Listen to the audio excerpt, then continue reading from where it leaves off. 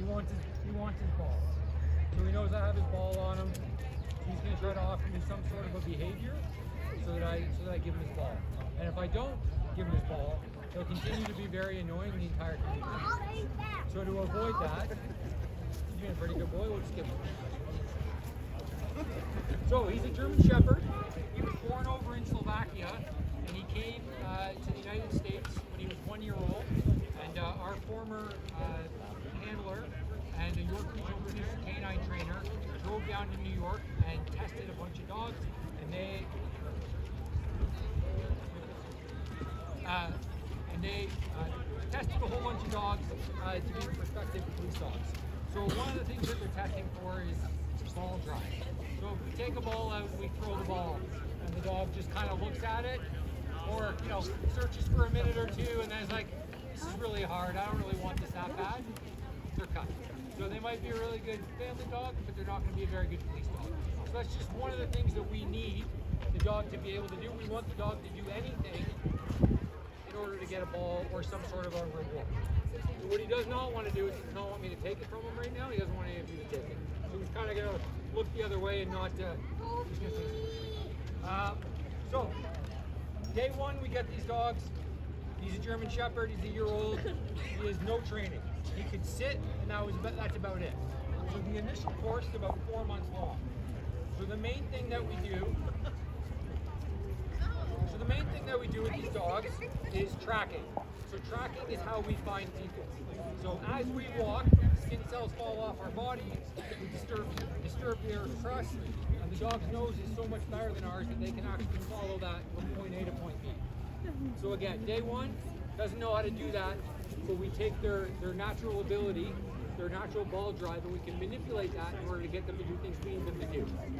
So by the end of the course, he was having to do tracks that were up to an hour old and 2 kilometers long. So somebody goes for a walk, the only indication we have of where they go is the fact that they're leaving skin cells behind, and the dog's able to find that. Excuse me.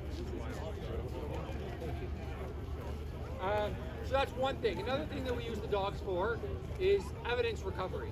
So sometimes, maybe the person has done something wrong, they've run away, and they get into a car and they drive away. So it's not like in the movies where we can track people that have gotten into cars, but maybe they've left something behind.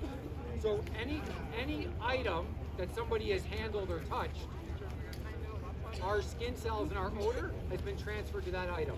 So if I were to pull out my cell phone, touch it with my hands and throw it, the dog would be able to locate that. And sometimes we can locate that, get someone's DNA or fingerprints off it, and solve a crime that way. So it's not always about finding the person, although that's the best part. Sometimes it's about finding a piece of evidence that helps solve the crime. Another thing that he's trained to do is he's trained to smell narcotics, so 5 different types of narcotics, as well as firearms. And then obviously he's trained to protect me, and he's a use of force officer. So the main thing that we use the dogs for is their nose, locating people, but if the situation warrants it, and the person's being very violent, and they're not listening to commands, we can use the dog as a use of force option. 90% of the time, when the person sees the dog, they surrender, and the dog's a very good deterrent, because lots of people are scared of dogs, and that's a really good thing. So as you can see, he's trained in a whole bunch of things. Now that you've seen him, does anybody have any questions that I can answer about him? Yes? I see the collar and his flashing. Yeah, so that's his e-collar. So he always has an e-collar on. People think that's really mean. It's actually a very good form of communication. It's also a liability piece. If somebody were to come up too close and he were to lunge and the leash were to break, I have my verbal, I have an e-collar, so different ways to communicate with the dog. It also has a light on it, so that at nighttime I can put a light on it. It also has a tone, so I can make an audible noise, and I can call him back to me that way. Yes. So he's 8, he'll be 9 this summer. So he's been in service for about 7 years. Yeah. Yes. Nice and loud for me. He's 8. He'll be 9 this summer. Yes, he's a German Shepherd. Yep. So the German Shepherd is a little bit smaller than your traditional German Shepherd. So what do you guys think he weighs? What is it? Pretty good, 58. So the reason for that is he was born in Europe. Their working lines are a little bit smaller than our traditional German Shepherds here. But he also has to get into really small spaces sometimes. He's got to be very agile. And if we got to go over a whole bunch of fences, who's got to lift him? Me. So having a smaller dog, I think, is an asset. Yes. So probably another 2 years. Probably another 2 years. Yeah. Yes. Nice and loud for me. Why do you not use cats?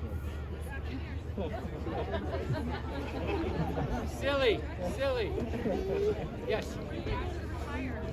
So technically at the moment he belongs to the police service. I just handle him, and obviously he lives at home with me on days off. It's my responsibility to take care of. When it's time to retire him, I'll officially adopt him, and then it'll become my responsibility. Yes. So he lives with me. We take care of him on working days and days off. It's time to go on family vacation. I make arrangements to bring him with us, keep him safe, take care of him, all that stuff. But he's not technically my dog. He's the police service's dog until he retires, and then he becomes my dog. Yes, sir.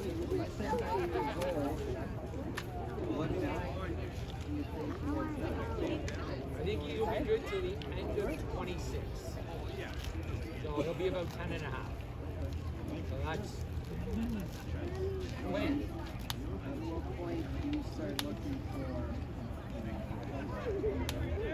This year.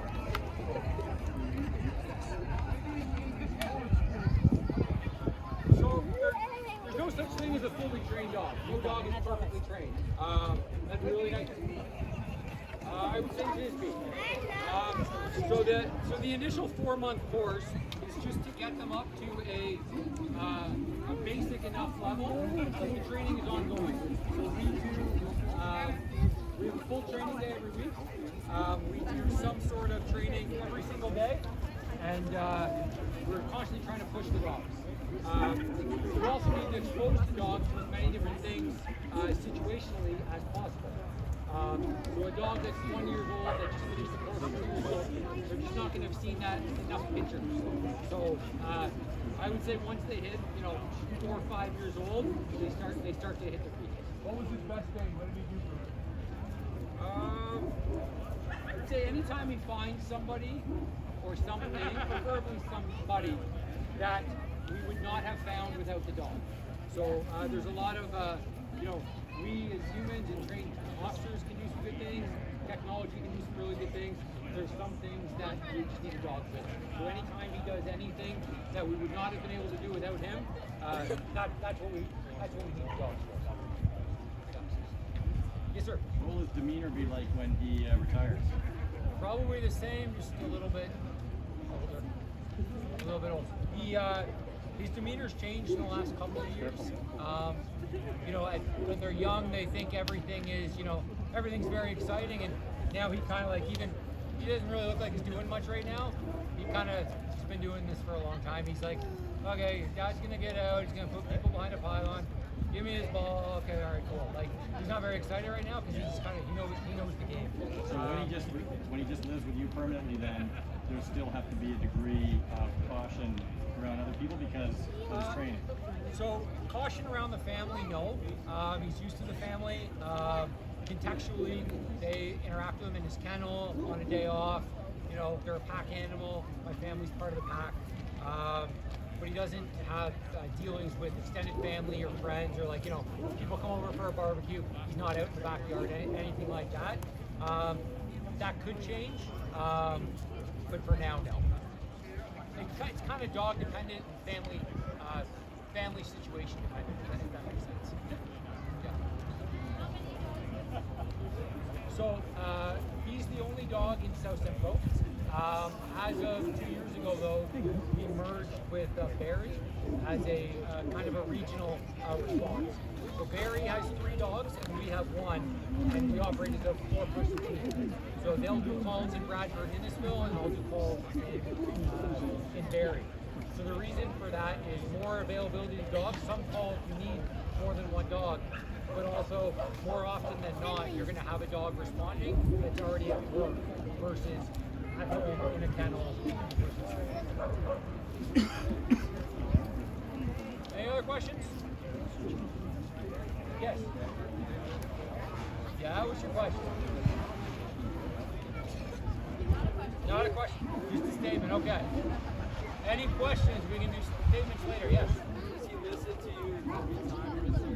Every time. He is absolutely perfect. No. No. They need to listen. They need to be very, very reliable, but they're not robots. They're not perfect. So that's why we have verbal commands, we have leashes, we have e-collars, we have contingencies in case they don't listen or can't hear us or there's a delay in processing what we're saying. Yes. Yep. Well, turkey dinner maybe. Yeah. No pet. But then he'll just be able to be a dog, relax a little bit more, less training. Yeah. But no official pension. Any other questions? When you guys are together, who's in charge? Depends who you ask. I drive, so I would say me. You're the chauffeur, Nitro That's right. chauffeur. That's right. If he could do that, I'd be out of a job, probably. One guy left there was like, Okay, thanks, guys.